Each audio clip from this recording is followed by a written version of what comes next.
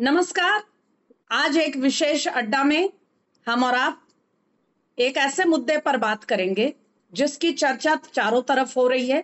Media भी उसको उठा रहा है, लेकिन कहीं ना कहीं खुलकर इस मुद्दे पर बात करने में एक हिचक है, एक डर है और कहीं ना कहीं एक शंका है कि पता नहीं क्या हो जाएगा।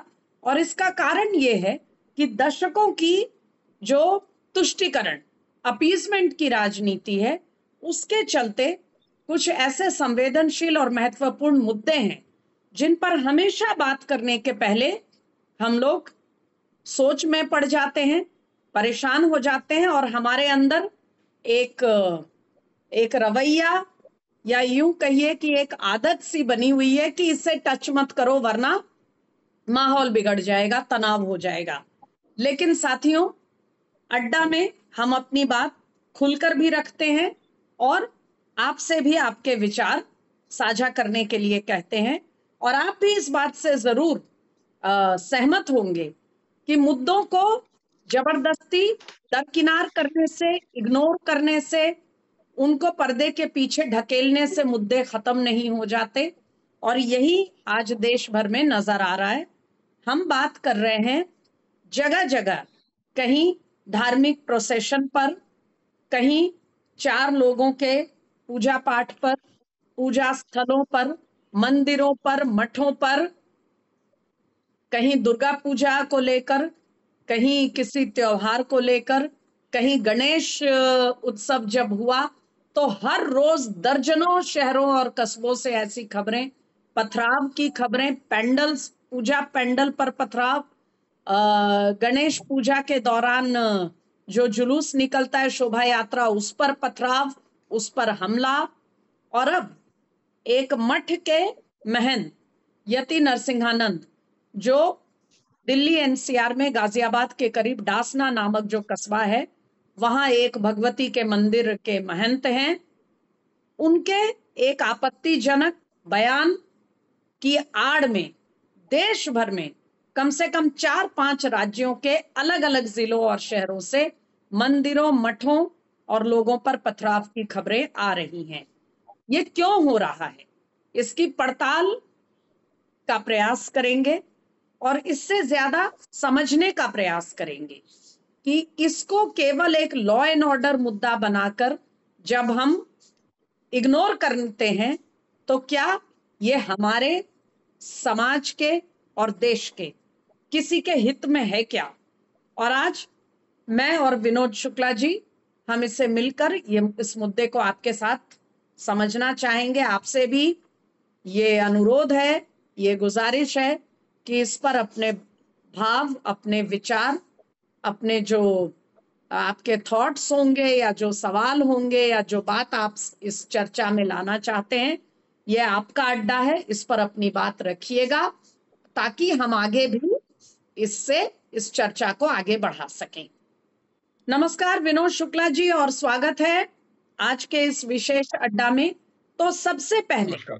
हमने गणेश पूजा के दौरान ये चीज देखी और काफी चिंताजनक खबरें महाराष्ट्र से, बिहार से, बंगाल से, मध्य प्रदेश से, जगह जगह से। और अब यति नरसिंहानंद का जो बयान है, उसके रिएक्शन में या यूं कहें कि उसकी आड़ लेकर जगह जगह पूजा स्थलों पर, मठों, मंदिरों पर हमले, कम से कम 5 अलग अलग शहरों से ऐसे समाचार आ चुके हैं। कैसे देख रहे हैं आप इस पूरी स्थिति को? ये क्या कारण है कि ये इस तरह के हमले आए दिन हर रोज की घटना बन चुकी है? देखिए स्मिता, मुझे लगता है कि केवल गणेश चतुर्थी पर नहीं, रामनवमी पर, हनुमत जयंती पर, इस तरह के जो भी अवसर होते हैं, तब इस तरह की घटनाएं पाई जाती हैं। और इस घटना को हम ये कहें कि ये अभी का है, 2 साल का है, 4 साल का है, 10 साल का है, ये रामनवमी पर कम से कम आक्रमण का, मतलब रामनवमी पर इस तरह के आक्रमण का तो 150 साल पुराना इतिहास है, गजटेड है, बाकायदा गजट किया हुआ है। उतने उस पर नहीं जाते हैं, लेकिन हम इसको अभी समझने की कोशिश करते हैं। आपने जैसे कहा कि गणेश चतुर्थी अभी गई है, जितने भी गणेश पंडाल थे वहां पर पथराव हुआ है। बहुत सारे जगहों पर पथराव हुआ है और बहुत सारे राज्यों में हुआ है। और तो और आपको बताएं, अभी जो कांवड़ यात्रा चल रही थी वहां पर भी बहुत सारी इस तरह की घटनाएं सामने आई थी। यहाँ तक कि दिल्ली के एक इलाके में जहां हर साल जहां हर साल कांवड़ियों के स्वागत के लिए पंडाल लगाया जाता था, उसका भी विरोध किया गया। तो ये एक क्या कहें, ये एक इस तरह की परंपरा है और उसके पीछे कारण ये है कि जो इस देश का जो दूसरा सबसे बड़ी मेजोरिटी है, उसको कुछ अनड्यू एडवांटेजेस हैं, जिसको संविधान में ये कहा जाता है कि उनको विशेष बराबरी का अधिकार है, लेकिन वो बराबरी का अधिकार वास्तव में विशेषाधिकार है। किसी को भी आप जब जब संविधान ये कहता है कि सबको बराबरी का अधिकार है, तो उसमें किसी को ये बोला जाएगा कि नहीं नहीं नहीं, आपके साथ आपके पास ये अलग है, तो वो बराबरी का नहीं, वो विशेषाधिकार होता है। और इस नाम पर बहुत सारी ब्लैकमेलिंग होती है, क्योंकि हम डेमोक्रेटिक कंट्री में रहते हैं, वोट का मसला होता है, हर 5 साल पर होता है, और कई कई जगह हर साल चुनाव होता है। तो ये पूरा का पूरा उसी तरह का मामला है, और राजनीतिक दलों की अपनी मजबूरी होती है।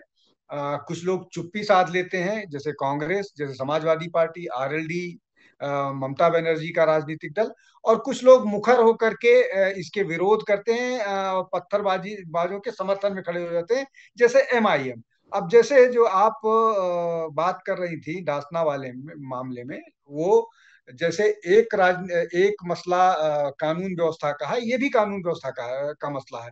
कोई भी समुदाय मंदिर को घेर करके उस पर आक्रमण कैसे कर सकता है, और इसको लेकर के एमआईएम लखनऊ पहुंच जाती है डीजीपी से मिलने के लिए। तो ये दोहरा मापदंड कैसे हो सकता है? आप एक तरफ क्या बोलते हैं वो कह रहे हैं, और दूसरी तरफ जो लोग मंदिर को घेर रहे हैं उनके खिलाफ बोलने के लिए नहीं तैयार है, और ना ही बाकी कोई राजनीतिक दल, कोई समाजवादी पार्टी का बयान या कांग्रेस का बयान नहीं आया। तो ये और सबको मालूम है क्यों नहीं आया, क्योंकि वो वोट बैंक है, और उन्होंने साबित कर दिया 2024 के अच्छा, चुनाव एक में। एक जी, अपनी बात पूरी करिए। 2024 के चुनाव में उन्होंने साबित कर दिया कि वो 98% वोट एक पार्टी या एक ग्रुप को करेंगे, वो बीजेपी को हराने के लिए। आप उनको चाहे जितनी सुविधाएं दे दीजिए, अब उस ये एक बड़ा डिबेट हो जाएगा, लेकिन ये है कि वो बीजेपी को हराने के लिए कुछ भी करेंगे। तो ये एक बड़ा वो है, और इसीलिए सारे लोग उनके साथ खड़े देखिए, थे। हाँ जी। कौन सी कम्युनिटी किस तरफ वोट करती है और विशेष रूप से एक कम्युनिटी जो है वो किस दृष्टिकोण से वोट करती है, ये बातें तो राजनीतिक चर्चा में चलती रहती हैं। लेकिन एक बहुत दिलचस्प बात है कि कहीं भी किसी भी मुद्दे पर जब किसी तरह की कोई टिप्पणी अगर एक व्यक्ति करता है, तो ये बहुत एक गौर करने वाली चीज है कि कुछ देर के अंदर, कभी कभी 24 घंटे से भी कम समय के अंदर, केवल उस स्थान पर जहां घटना हुई या जहां कोई बयान दिया गया या उस इलाके उस जिले में नहीं, बल्कि देश भर से एक साथ कोऑर्डिनेटेड जो है हमले हो या रिएक्शन हो, वो देखने को आती है, और लोग एकदम से सड़कों पर आ जाते हैं, पथराव होता है, विरोध होता है, हिंसा तक बात पहुंच जाती है। मुंबई में भी ये देखा गया हाल ही में एक नीतीश राणी के एक बयान को लेकर, बल्कि ये दावा भी किया गया कि कभी इतने लोग हिंदू इकट्ठा करके दिखा दें, जो कि मैं फैक्चुअली देखा जाए तो सही मानती हूँ कि बांग्लादेश में जो हिंदुओं के साथ हो रहा है इस समय, दुर्गा पूजा में जब कायदे से बांग्लादेशी जो हिंदू हैं उनको देवी की शक्ति की आराधना, पूजा और त्योहार में व्यस्त होना चाहिए था, तो वो अपने एक अस्तित्व की लड़ाई लड़ने के लिए वो मजबूर हैं। लेकिन ये जो एकदम से इस तरह का लोगों का मोबिलाइजेशन होता है, क्या आपको यह स्वाभाविक लगता है कि एकदम से कहीं एक बयान आए और इससे पहले कि हमें उस बयान का पता भी नहीं चला और पता चला 1 दर्जन शहरों में उसके खिलाफ पथराव और प्रदर्शन हो गए और पूजा स्थलों को टारगेट किया गया? तो ये एक सवाल भी चर्चा में चल रहा है कि यति नरसिंहानंद का बयान बिल्कुल उचित नहीं था, आपत्तिजनक था। किसी के भी धर्म हो, धर्म गुरु हो, उनकी आस्था से जुड़े मुद्दे पर हल्के में कोई टिप्पणी करना या अग्रेशन में टिप्पणी करना किसी भी सेक्युलर सभ्य समाज में उचित नहीं है, इससे बचना चाहिए। और जो संत हैं, जो महंत हैं, जो साधु हैं, पुरोहित हैं, उनसे ये उम्मीद की जरूर की जाती है कि एक आम नागरिक या आम व्यक्ति जो होता है वो तो कभी अपने पैशंस और अपने प्रोवोकेशन में आए, लेकिन एक ऊंचे स्थान पर, सम्मानित स्थान पर बैठा व्यक्ति जो है उससे हमेशा ये आशा रहती है, तभी तो उन्हें समाज में वो विशेष स्थान और सम्मान दिया जाता है, क्योंकि उनमें कोई, उनके व्यक्तित्व में कोई ऐसी बात होनी चाहिए जो औरों के लिए आदर्श बन सके। तो लेकिन उस बयान पर उन पर कार्रवाई होना, उनको गिरफ्तारी उनकी होना, बताया जा रहा है कि वो कस्टडी में है और उन पर मामला दर्ज हुआ है। ऐसे में मंदिरों को, मठों को टारगेट करना, एक पूरे धर्म के पूजा स्थल को, क्या ये अनावश्यक एस्केलेशन का संकेत है या ये एक तरह का संदेश है, एक धमकी है, क्या है? देखिए, आपने बात किया था कि मुंबई में स्ट्रीट पावर दिखाया गया, संभाजी नगर से नहीं, बॉम्बे स्ट्रीट बॉम्बे तक। पावर जगह जगह दिखाई गई है, मुंबई में बकायदा इसको औपचारिक रूप से शब्दों में कहा गया कि देख लो हम हम्म, इतने लाखों की भीड़ इकट्ठा कर सकते हैं, आप कर सकते हो तो दिखाओ। यानी हाँ, अब वही अब वही सड़क पर उतरकर ही क्या ये तय होगा कि कौन समाज में क्या है, और उसमें अगर हिंदू समाज जो कि सड़क पर हर बात पर उतरने को तत्पर नहीं होता, क्या वो, उसके लिए क्या है फिर? देखिए, पहले पहले इस प्रश्न को एड्रेस कर लेते हैं कि ये जो स्ट्रीट पावर वाली बात है, ये स्ट्रीट पावर दिखाने का जो देश का दूसरा सबसे बड़ा मेजॉरिटी वो धर्म है, दूसरी सबसे बड़ी मेजॉरिटी है, वो इस स्ट्रीट पावर को दिखाने का मौका कभी नहीं चूकता है और गाहे बगाहे ये करता रहता है। अब देखिए, बॉम्बे वाला हुआ, वो आपने बताया और मैं भी वही कहने जा रहा हूं कि उन्होंने इसको बताया कि हम ऐसा कर रहे हैं, आप करके दिखाओ, चैलेंज किया। अब मैं आपको दूसरा उदाहरण से समझाने की कोशिश करता हूं। दिल्ली के सदर बाजार में एक कोर्ट को केस के बाद दिल्ली की डीडीए की जमीन पर लक्ष्मीबाई का प्रतिमा लगनी थी, उस पर कोर्ट का फैसला था। लेकिन अ, ये जो मैसेजिंग है, मैसेजिंग के थ्रू वहां भीड़ को इकट्ठा कर लिया गया और फोर्स किया गया कि वहां पर वो मूर्ति न लगने पाए, और वो मूर्ति नहीं लगी, उस दिन टाल दिया गया। और उसके बाद सरकार को, या कह लीजिए प्रशासन को, गुपचुप तरीके से रात के 8 बजे उसको 2-3 दिन बाद लगाना पड़ा। तो ये इस तरह से होता है और संगठित तो हो आप जाते ये हैं कहना चाह रहे हैं कि स्ट्रीट पावर प्रिवेल करती है, चाहे कोई माने या ना माने? नहीं, बिल्कुल प्रिवेल करती है, बिल्कुल। और उसका एक उदाहरण नहीं है, उसके मैं आपको दर्जनों उदाहरण गिना सकता हूं, जब स्ट्रीट पावर प्रिवेल करती है और करने नहीं देती, और करने नहीं मतलब वो जो चाहती है वो करा लेती है। और मेरा वही विनोद, मुझे लगता है चर्चा वही लंबी हो जाएगी।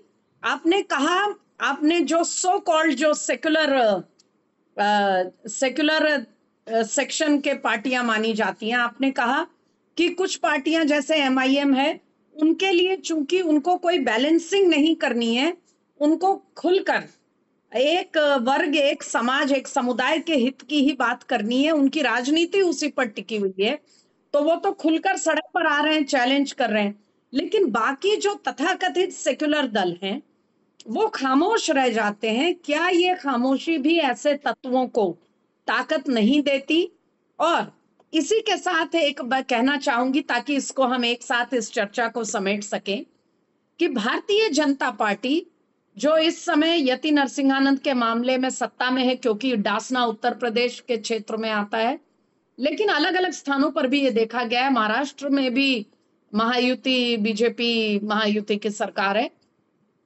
तो एक तरफ उनका स्ट्रीट पावर है, दूसरी तरफ कहीं ना कहीं बीजेपी का समर्थक वर्ग भी छला हुआ, या कहीं ना कहीं एक लेट डाउन फील करता है कि वो जब अपनी ताकत दिखा रहे हैं तो भारतीय जनता पार्टी उस अनुपात में एक्शन नहीं ले रही है, जबकि एक प्रशासन को, एक राज्य सरकार को कई पहलुओं को सोचकर चलना पड़ता है, उसको तमाम चीजों की बैलेंसिंग देखनी होती है, कम्युनल हार्मनी भी देखना है, कानून भी देखना है, इंटरनेशनल रैमिफिकेशंस भी हैं, और अपने समर्थक वर्ग का भरोसा भी देखना है। तो आप कैसे देखते हैं, क्या ऐसी स्थितियों में what is the way out, कैसे समाज इस ऐसी चैलेंजिंग स्थितियों से डील करे, जहां एक समाज जरा सी बात पर, एक कस्बे की घटना में पूरे देश और दुनिया में सड़कों पे उतर आता है, वहीं दूसरा समाज है जो इंतजार करता है कि उसको मौका मिले, ना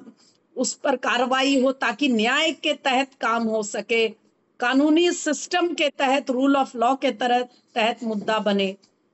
ये कहीं ना कहीं इसमें बराबरी की कमी है।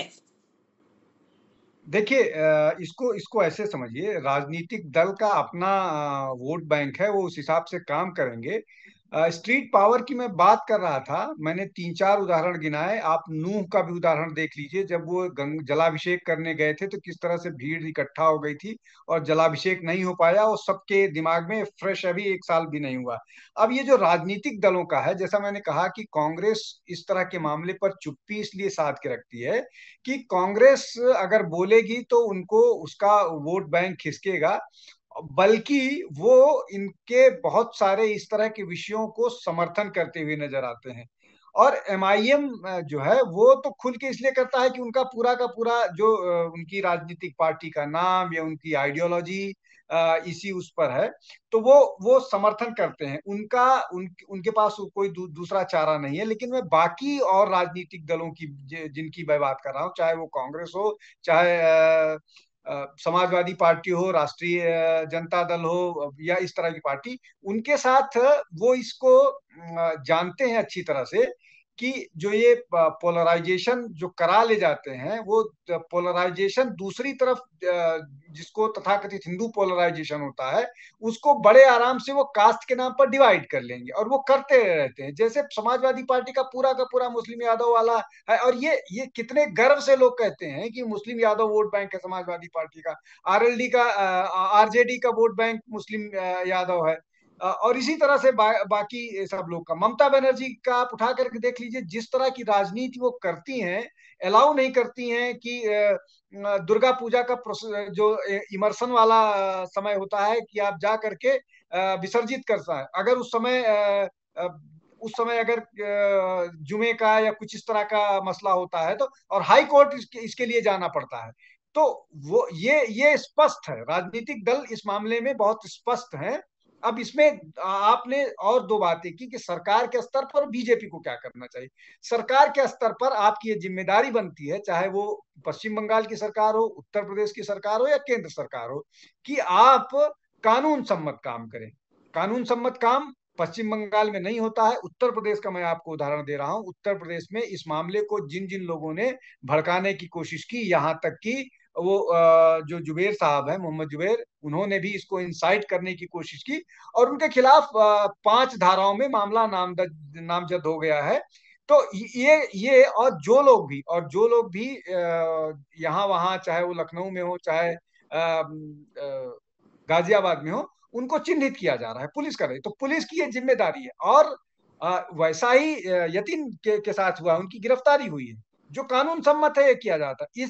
इसीलिए अगर अभी के दौर में देखा जाए तो कानूनी स्तर पर या प्रशासनिक स्तर पर जो योगी आदित्यनाथ को एज मिलता है, वो इस मामले में पूरी सख्ती से निपटते हैं, और यही सरकार की जिम्मेदारी होती है। ठीक है, अब ठीक है। चूंकि मेरा ख्याल है मसला बहुत बीजेपी पर, कॉम्प्लेक्स। हाँ जी, जल्दी से अपनी मैं बात पूरी बीजेपी पर करिए। जल्दी से वो करता हूं। देखो, बीजेपी पर कर रहे हैं। देखिए, बीजेपी इस मामले में द्वंद में रहती है।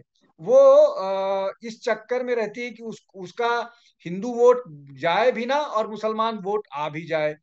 इस चक्कर में वो डेवलपमेंट की पॉलिटिक्स करने की कोशिश करती है, डेवलपमेंट की बात। और वो क्लियर हो गया है कि डेवलपमेंट पे नाम नहीं मिलने वाला है। आप घर दे दीजिए, सड़क दे दीजिए, आपको वोट नहीं मिलेगा वहां से। अब आप इस चक्कर में अपने मतदाता भी लूज कर जाते लेकिन हैं। आपको वोट तो नहीं मिलेगा इसलिए आप जनता के लिए काम न करें, ये भी तो कोई सोच नहीं हुई विनोद। ये तो बहुत ही नहीं नहीं, स्मार्ट मतलब मुकाम पे है हम अगर। नहीं नहीं नहीं अ, नहीं नहीं नहीं जी। नहीं, मैं वो कह ही नहीं रहा हूं। मैं वो कह रहा हूं, मैं कह रहा हूं कि सरकार के स्तर पर आपकी ये जिम्मेदारी है, ये आपको करना पड़ेगा। अब बीजेपी के स्तर की मैं वो बता रहा हूँ कि बीजेपी का क्या द्वंद है। बीजेपी को आखिर चुनाव में वोट तो लेना ही है ना। तो आप वोट लेने के लिए अगर आप इसी तरह के जो जिसको इसको मैं, जो स्ट्रीट पावर है, इसको मैं एक स्तर का ब्लैकमेलिंग बोलता हूँ। तो राइट, राइट। अगर आप अगर चलिए, आप इस आज मेरा ब्लैकमेलिंग। ख्याल है अब इस चर्चा को समेटने का समय आ गया है साथियों। मुझे मालूम है विषय बहुत कॉम्प्लेक्स है और दशकों से जो नासूर बना हुआ है उसको आप 15-20 मिनट में उसको ना तो आप समझ सकते हैं और ना उस पर सारे ख्याल अपने शेयर कर सकते हैं, लेकिन कुछ मोटी बातें जरूर आज की इस बहुत ही दिलचस्प और विशेष अड्डा से निकल कर आई हैं कि स्ट्रीट पावर जो है वो प्रदर्शन से ब्लैकमेल के स्तर पे पहुंचे तो उसके साथ वैसे ही डील किया जाना चाहिए जिस तरह की एक कानून तोड़ने वाले किसी भी व्यक्ति या समूह के साथ होता है।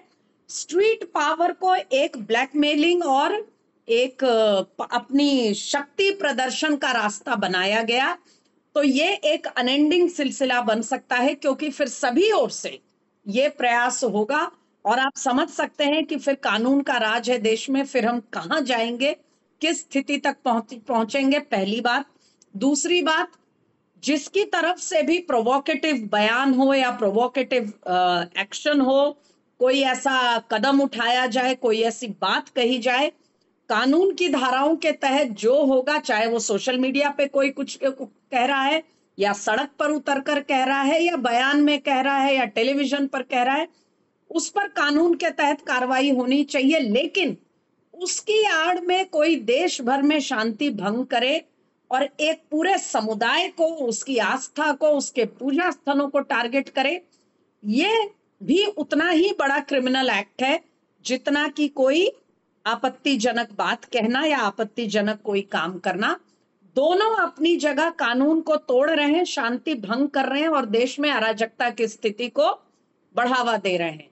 सरकार प्रशासन जहां भी है उसको इसी रूप में इसको लेना चाहिए और कभी कभी प्रशासन की ओर से भी बच बचाव की रणनीति अपनाई जाती है कि ठीक है आपका धार्मिक प्रदर्शन है, आपका धार्मिक जुलूस है, उस तरफ से मत जाइए, वो संवेदनशील इलाका है। संवेदनशील इलाका क्या होता है भाई? एक सेकुलर कंट्री में सबको अपनी आस्था को प्रैक्टिस करने का वो है। अगर कोई संवेदनशील इलाका है यानी आप ये कहना चाह रहे हैं कि वहां खतरा है। अगर वहां खतरा है तो आप पुलिस है, आप क्या कर रहे हैं भाई? तो ये संवेदनशील इलाकों को संवेदनशील कह कहकर चिन्हित करके ये जो किसी को छूट दी जाती है, इससे बचना चाहिए।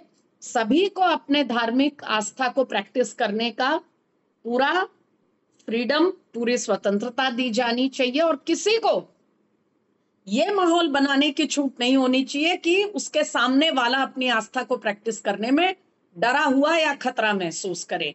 साथियों, आज के इस विशेष अड्डा को यहीं विराम देते हैं। विषय बहुत कॉम्प्लेक्स है। जैसे जैसे आगे बढ़ेगा मामला हमारी नजर रहेगी और हम लौट कर अड्डा पे आएंगे। आप भी इस बीच आपसे अनुरोध है, अड्डा पर आते रहिए, अपने मित्रों, अपने साथियों को लेकर आइए और अपने विचार हमसे साझा करिए ताकि हमें भी ये पता चले और ये अंदाजा लगे कि आप किन विषयों पर अड्डा में चर्चा करना चाहेंगे।